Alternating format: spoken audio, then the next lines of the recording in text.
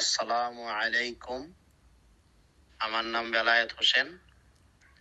আমি ফয়সাল হুজুরের একজন ভক্ত, দারুস সিফার একজন ভক্ত। আমি কিছুদিন আগে আমার ছেলের নিয়ে হুজুরের কাছে গিয়েছিলাম। হুজুর মাশাআল্লাহ, আল্লাহর রহমতে হুজুরের উসিলায় আমার ছেলের উপর যে জিনের আসর হয়েছে তা দূর হয়েছে এবং হুজুর ওই জিনগুলাকে আটকায় ফেলেছিল, তাদেরকে ধরে রেখেছিল। এর মধ্যে থেকে 2জন মুসলিম জিন হুজুরের কাছ থেকে কান্নাকাটি করে অনুমতি নিয়ে ছুটে আসে। ছুটে আসার পর আজকে এশার নামাজের পর আমার ছেলে যখন এশার নামাজ পড়ে বাসায় আসতেছিল, বাসার কাছাকাছি আসার পরে একটা জিন প্রজাপতি হয়ে তার ডান কাঁধে বসে। যে প্রজাপতি রংটা ছিল সাদা, সে ডান কাঁধে বসে যখন বসছে তখন আমার ছেলে আর হাঁটতে পারে না, তার শরীর ভারী হয়ে যায় এবং তাকে সালাম দেয়। ওই জিনটায় সালাম দেয়। তখন সালাম দিলে আমার ছেলে সালামের উত্তর দেয়। উত্তর দিলে বলে যে ফয়সাল হুজুরকে আমার সালাম দিবা। আমি ফয়সাল হুজুর থেকে ছুটে আসছি, আমার ফয়সাল হুজুর ছেড়ে দিয়েছে, আমি তোমার কাছে আসছি। তোমার যে ক্ষতি করতেছে, যে তোমার উপরে আমার চালান দিছে, জিন চালান দিছে, সে তোমাদের ক্ষতি করার জন্য চতুর্দিকে এখন দৌড়াদৌড়ি করতেছে, বিভিন্ন কবিরাজের কাছে যাইতেছে এবং কবিরাজের কাছে গেছে, বিভিন্ন তান্ত্রিকের কাছে গেছে, কিন্তু ক্ষতি করতে পারতেছে না। ওই জিন বলতেছে জিনকে নাকি আটকানোর চেষ্টা করছে। জিনের একবার দেখে ফেলাইছে, তখন জিন লুকায় গেছে। জিনটা থাকতো আমাদের বাড়ির পাশেই একটা মসজিদে, এখন সে ওইখানে থাকে না, ওইখান থেকে পালায় আসছে, তারে যে কোনো মুহূর্তে আটকাইবে। এবং ওই কবিরাজ আমাদের বাড়িতে আসছে, আমাদের বাড়িতে এসে আমার বাড়িটাকে সে ভালো করে দেখা আবার সে মন্ত্র করতে চাইছে, কিন্তু মন্ত্র সে করতে পারে নাই।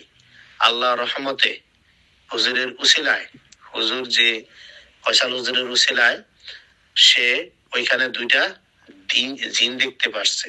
ওই জিন দেখা ওই কবিরাজ ভয় ভয় পেয়ে আমার বাড়ি ছেড়ে চলে যায় এবং যে করতেছিল সে আমার আপন ভাই, সে ভাইয়ের বাসায় গেছে, তার বাড়িটাও কি যেন করবে, কিন্তু অর্ধেক কইরা আর করে নাই। ওইখান থেকে সে ভয় পায়া চলে গেছে গা, সেই কবিরাজ আর কিছু করতে পারে নাই। আল্লাহ রহমতে আমার ছেলে অনেক সুস্থ আছে এবং আমার ছেলেরে বলল ওই জিন, তোমারে আমার ভালো লাগছে, তোমার সাথে আমি একদিন নামাজ তাহাজ্জুদ নামাজ পড়বো এবং তোমার সাথে দেখা করব। এই কথাটা আমি আবার হুজুরকে জানাই। হুজুরকে জানানোর পর হুজুর বলল আপনার ছেলেরে দোয়া পড়ে বলতে বলেন যে তোমরা আর আমার কাছে আইসো না। তখন আমার ছেলে দোয়া পড়ে যখন সূরা কাউসার 3বার পরে যখন এই কথাটা বলছে যে তোমরা আর আমার কাছে আইসো না, তখন তারা চলে যায় এবং চলে যাওয়ার সময় বইলা গেছে যে আমরা চলে গেলাম, আর আসবো না, তবে আমরা ওইখানে থাকতে পারবো না, তো এই কাছাকাছি এক মসজিদে আমরা থাকবো। আল্লাহর রহমতে তুমি ভালো থাকবা, তুমি ভালো ছেলে। এই কথা বলে ওরা চলে গেছে। মাশাআল্লাহ, আলহামদুলিল্লাহ, আল্লাহর রহমতে আমরা ভালো আছি এবং হুজুরের দোয়ার বদলতে আমরা ভালো আছি। হুজুরের জন্য সবাই দোয়া করবেন, আমাদের জন্য সবাই দোয়া করবেন। আসসালামু আলাইকুম। আসসালামু আলাইকুম রহমতুল্লাহ। আশা করি আল্লাহ পাক হাবিব হুজুর পাক সাল্লাল্লাহু আলাইহি ওয়াসাল্লামের রহমত ও বরকতে আপনারা সকলে ভালো আছেন, সুস্থ আছেন। দেখুন, আমি ব্যক্তিগতভাবে কোনো জিন পরি দেও দানব এদের প্রতি কোনো ভরসাশীল না। যেখানে আমি আল্লাহ সুবহানাহু ওয়া তাআলার গোলাম, যেখানে রাসূলুল্লাহর গোলাম, সেখানে জিন পরি এদের প্রতি আমি ভরসাশীল না। আর এদের প্রতি ভরসাশীল হওয়া মানে শিরিকের সাথে অন্তর্ভুক্ত হওয়া, আর আল্লাহর সাথে শিরিক করা, এটা অন্তত আমার দ্বারা সম্ভব না। দারুস শিফা কমপ্লেক্সের কোনো বক্তার দ্বারা করা সম্ভব না, আলহামদুলিল্লাহ। তো এই জিনটা কৃতজ্ঞতা প্রকাশ করার জন্য অথবা এই জিনটা তার আনন্দক্ষণ প্রিয় মুহূর্তটা আমার এই রোগীটার বা ভক্তটার কাছে এসে বলেছে, আমাকে সালাম দিয়েছে, এই করছে সেই করছে। তো এটা ছিল তার কথা, কিন্তু আমার কথা হচ্ছে সে জিন আমার কাছে আসতো, আমার ভক্তের কাছে কেন যাবে? এটা আমি ভালো মনে করি না। ঠিক আছে, এটা আমি ভালো মনে করি না।